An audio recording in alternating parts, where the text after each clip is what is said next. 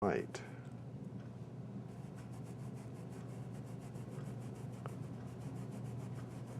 At least I get it to the point when you say something, I can look and kind of see what you're talking about, whereas before I had it's. And let's see, I'm going to do the same color over here, some of the same color. Actually, this is a little bit of Mars Violet.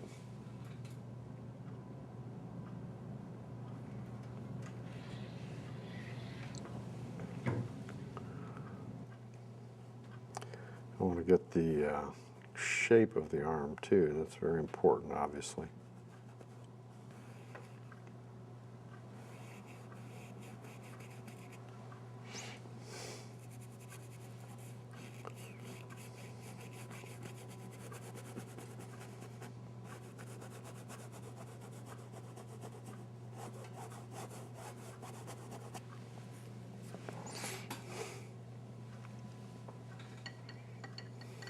Color and value, probably value more than color, but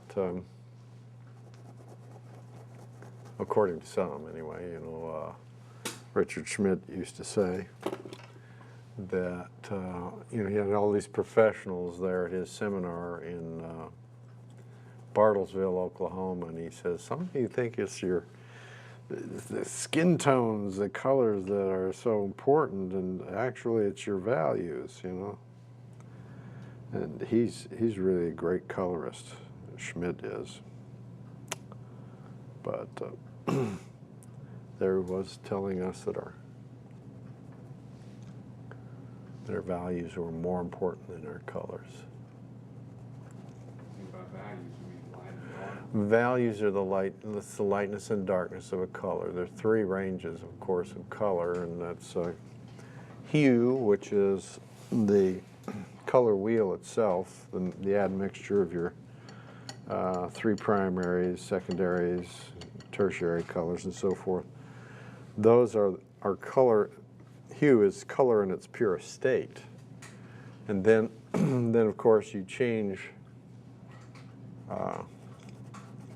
Value is the lightness and darkness of a color, but the only trouble that students get into when they start trying to change value is that they will immediately go for a white or a black or a burnt umber or a dark color to go either up or down on the value scale to get it at the value that they're wanting, supposedly.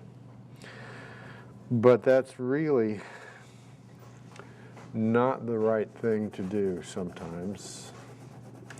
The most important thing to know about color mixing is how to use a complementary color to neutralize. Almost all of your, especially in skin tones, all of your colors are neutrals. And so it's valuable to know that you have to go across the color wheel in order to neutralize a color without making it go dead. One of the most instant ways to deaden a color is to try and just pick a color and then add a white or a dark color to try and get to the right value. Television photography. Reds are always difficult, seemingly, to paint if they're extremely bright, because we really have the fewest colors to really replicate high chroma colors in red. But I guess there are a lot of colors that you can buy. I'm using mostly cad red light and cadmium scarlet.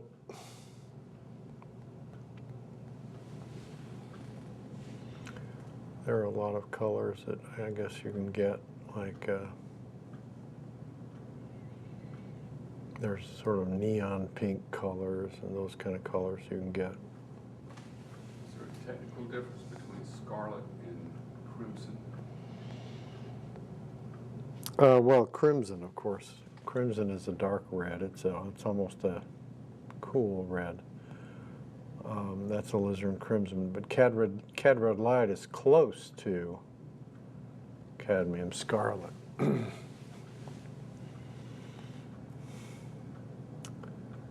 I mix them two together to get those the middle values in this dress, because really cad scarlet and or cadmium red light and alizarin crimson combinations will get most of what we need for this dress, which is really quite an orangey color, or salmon, or whatever the name of the color is that we're trying to reproduce here. I'd almost like to throw in maybe a little bit of violet here and there, just to give it some variation.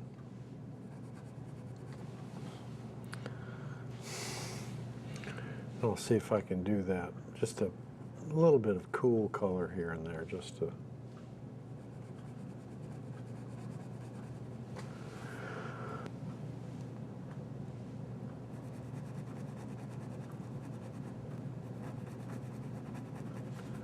So I'll try to figure out what cool color we can put in there.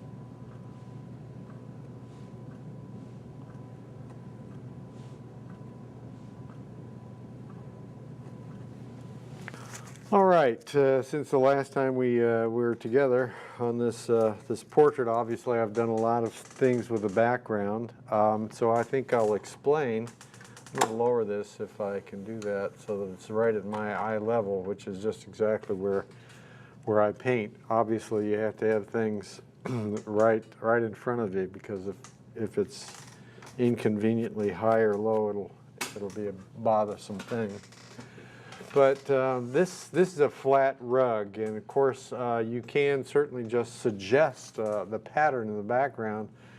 And I obviously am sort of a compulsive person when it comes to detail, and so when I put that pattern in, I would start at one location and simply fill it out as I'm going, just looking at the colors and putting them in a pattern. And it perhaps doesn't take as long as it might look. This is the same way. Now this is just one color, basically. When I say one color, it's blue, but I've used cerulean blue, ultramarine blue, and occasionally some warm colors. Like I used a little bit of viridian in here to get a slightly green cast in some locations, because it's not just pure blue, and it's not just a tinted blue. This is mostly cerulean blue and white. That's basically what it is in the background. And you can see I've lighted this and actually put a statue there in place of the model, so I could cast the same kind of shadow on the background.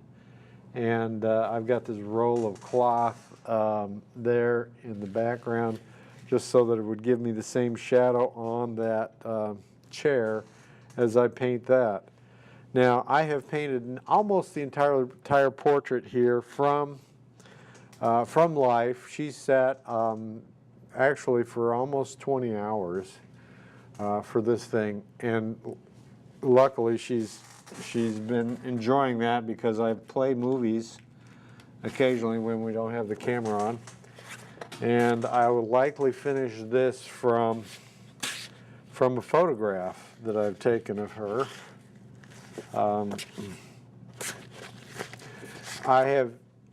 been trying to figure out whether or not I would change the design of this a little bit. I know it's late in the game for this, but I sometimes do change those kinds of things in progress. Now, it probably would have been better for me to figure this all out before I got this far, to have drawn it in originally or have done a preliminary drawing or something like that. But here I am at this stage still trying to figure out whether or not I can put a hand in there and make it look any good, because if it actually goes in and out of the picture, it may not work design-wise. But design, whether or not something is supposedly, quote, bad or good by, you know, somebody's principles or other, design is all really an intuitive thing.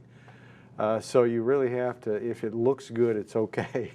So, as a matter of fact, Nelson Shanks, who's one of the highest paid portrait artists in the world, I think, today, gets about $250,000 a portrait for a larger portrait.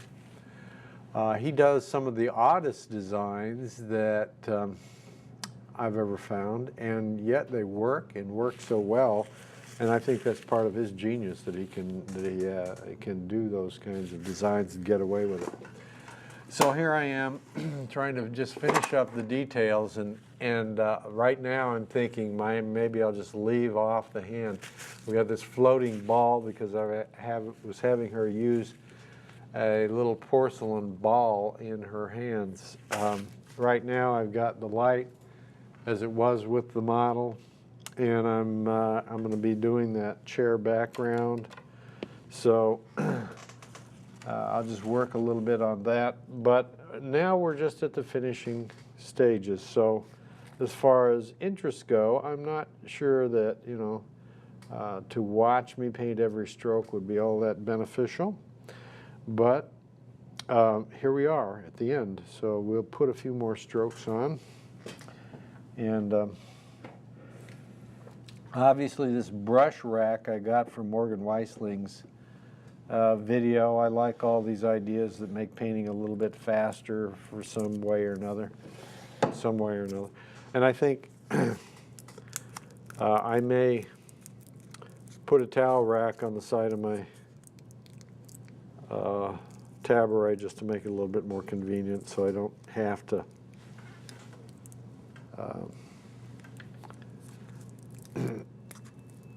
spend time looking for stuff like that. And I've organized my painting drawer with little slots where I know where the paints are supposed to be, so I don't spend time looking for them. So I like those ideas. On this little background, I'm just going to put a little bit of reflected light on that edge of that material. It looks like some kind of naga hide or something, which is obviously a sort of an antique by now. You don't see a whole lot of that material.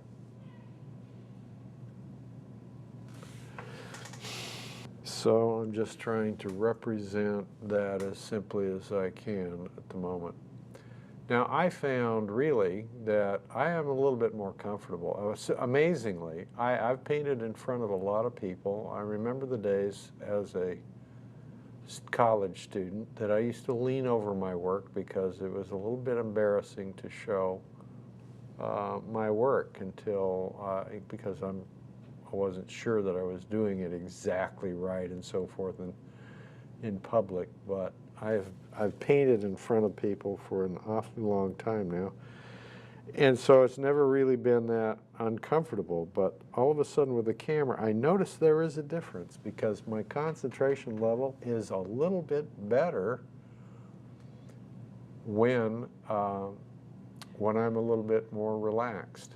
And so I actually did go back into the face a little bit and deal with the subtleties of color and so forth a little bit more. But that was nothing more than looking at the colors a little bit more precisely and the modeling a little bit more precisely, just in a relaxed fashion, to get it to work the way I thought it should.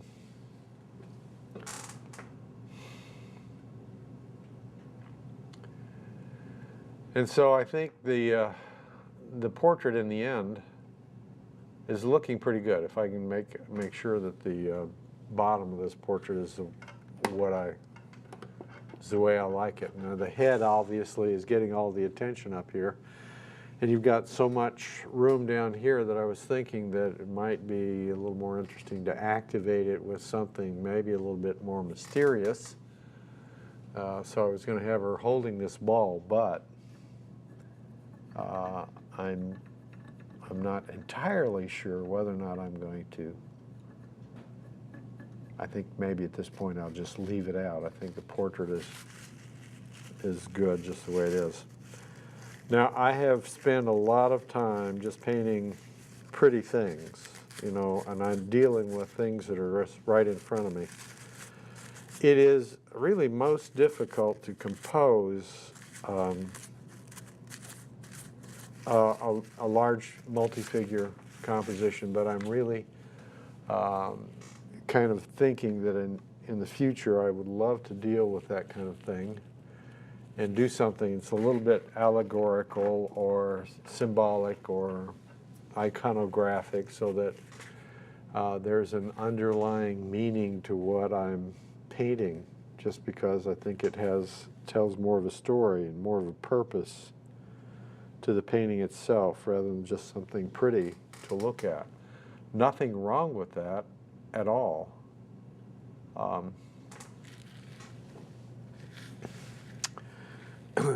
And one thing that I think every artist has to remember through school and even beyond is that there is no standard of criticism between styles of art.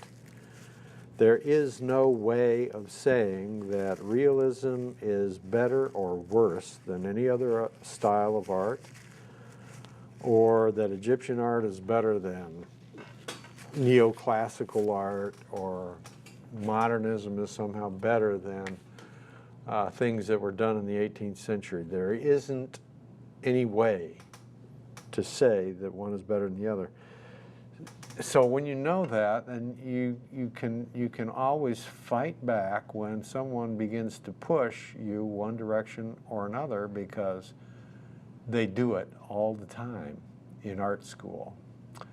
And so remember that line: there is no standard of criticism between styles of art.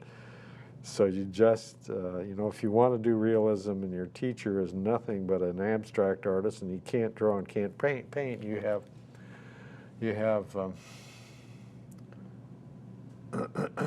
the power to stand up and say, hey, I really want to do something that's realistic.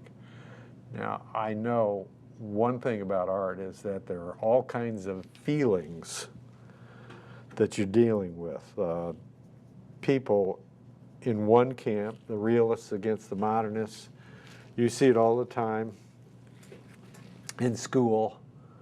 How some people prefer one style over another and think that their style, everybody thinks that what they do is better than whatever else someone else is doing.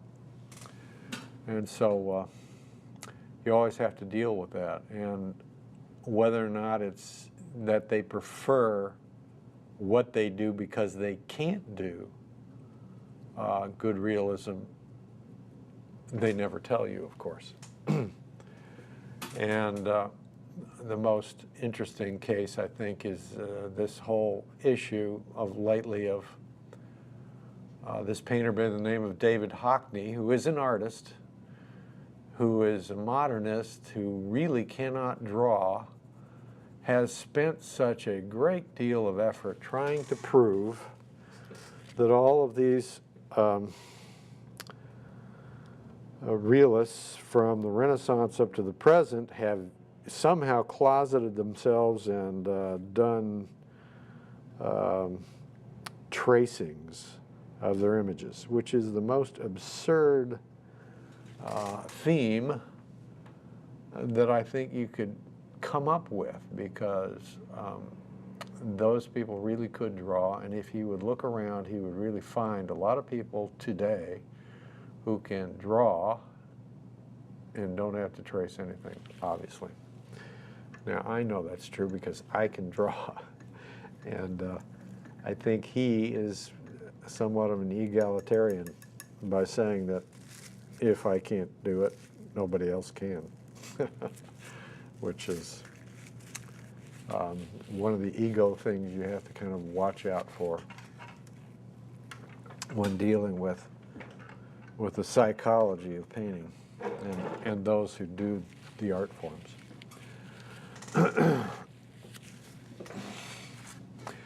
So really, for the first time in this portrait, I am referring to a photograph to get these the drapery here in the bottom of this painting. So we're nearly at the conclusion. Now, I've had a lot of teachers in the past who've done a variety of things. You always end up being your own artist to some degree, because you never do copy exactly what you've been taught in the past, I don't think. But you do gather a lot of great information from various teachers over the years. And maybe you will agree or disagree with what they do. For instance, I don't use a medium as a result of at least two of the people that I got instruction from, Bill Whitaker or William Whitaker. He's got a website. If you want to look up williamwhitaker.com, you can see his figurative work, which is very beautiful.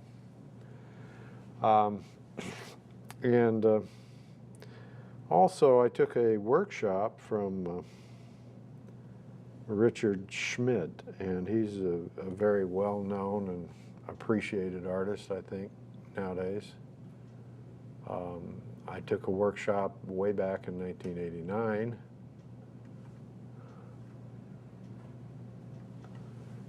And neither one of those men used any medium with their paints. Now, I'm sure that maybe occasionally they might have used some, but Schmid, in his books especially, insists that it really just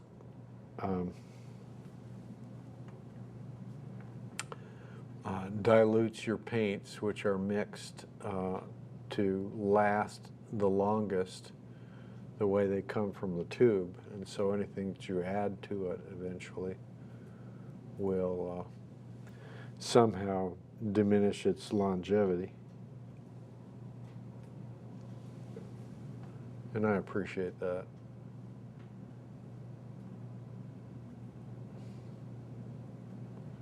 There are a multitude of surfaces to work on.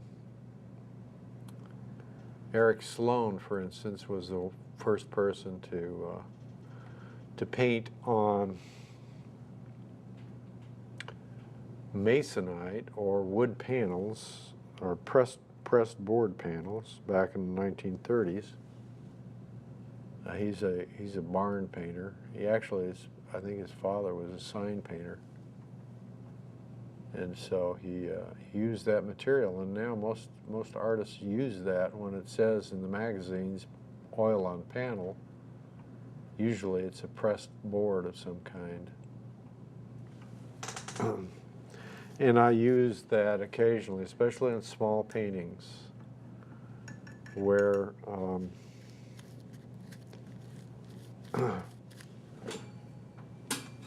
the only difference actually is when you're painting on it, the masonite or pressed board. Now, I think the company Masonite is out of, it doesn't exist anymore. I think they probably got sued. I don't know exactly what happened. But now you can still go to the lumber store and buy a pressed board of some kind of same thing. basically. But it's just a smoother surface to work on.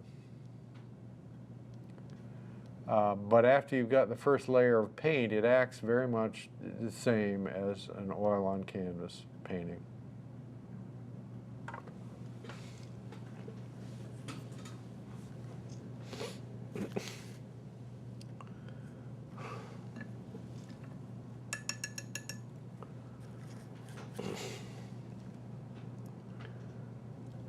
I'm going to get out a little bit of transparent oxide red, which is a little bit redder version, more transparent than burnt umber.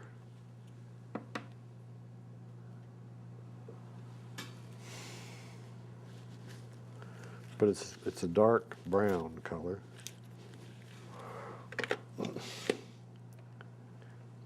And use that a little bit on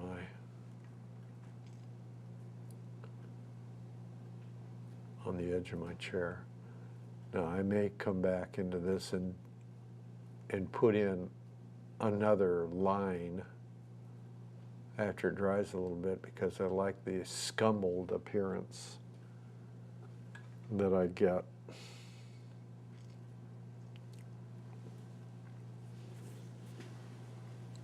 Over a dry surface. Scumbling is just pulling a wet brush over a dry surface, and it just hits the highlights, and you get a little bit more of a textured look to the canvas when you pull wet over dry.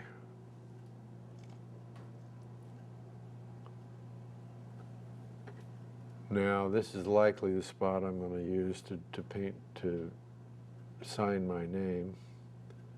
And curiously, there are people who have strange ideas about where artists should sign their name, but I just look for any place in the corner that looks like it won't disturb too much, or will show up well enough against a certain value that I might have.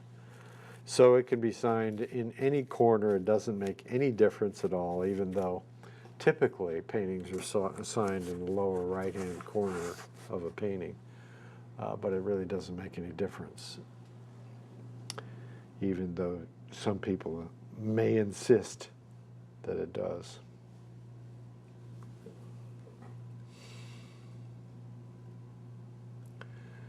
And I now sign my name, of course, in a script. When I first started painting, I used to use block letters because it was just easier for me to do with a brush. And then I got to the point where I would pencil it on and take a fine brush and paint right over the penciled name. But then I eventually discovered that I could write my name easily if I would get the paint into an ink-like consistency and use a small brush and simply write it in script, and it looked much more like a painted-on name. That it just looks better that way.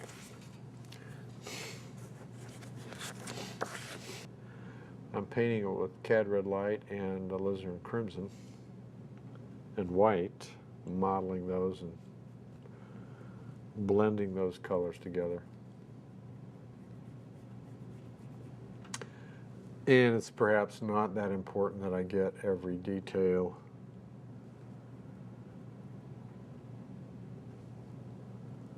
exactly the way it exists in reality. But I do want the effect, the modeled effect of the clothing. Then you can add to the realism simply by knowing how to model those forms.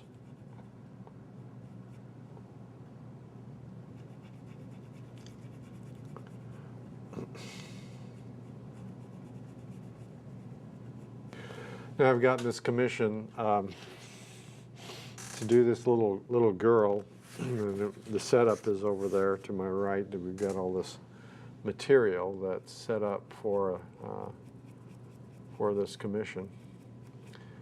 And she was 4 years old, and she's such a cooperative little girl. She's a Chinese girl that I'm going to be painting, and I'm going to be painting it from a photograph just because small children are usually too difficult to paint from life. It's too difficult for them to hold still to paint from.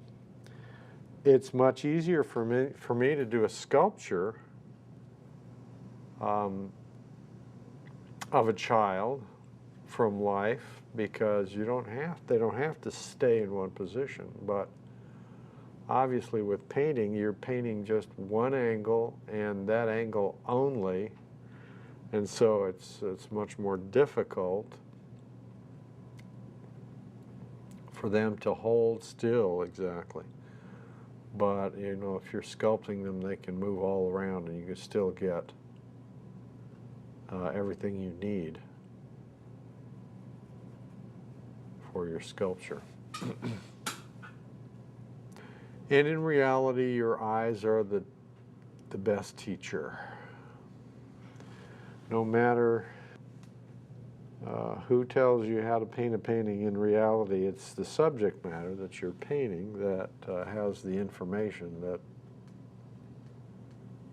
you're trying to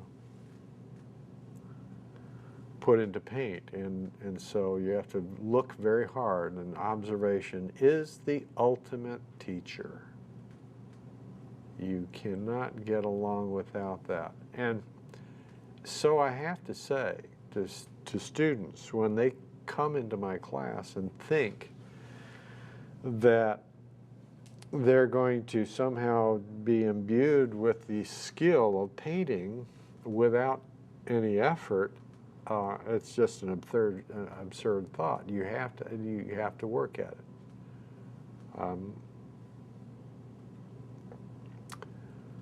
It takes a lot of work and effort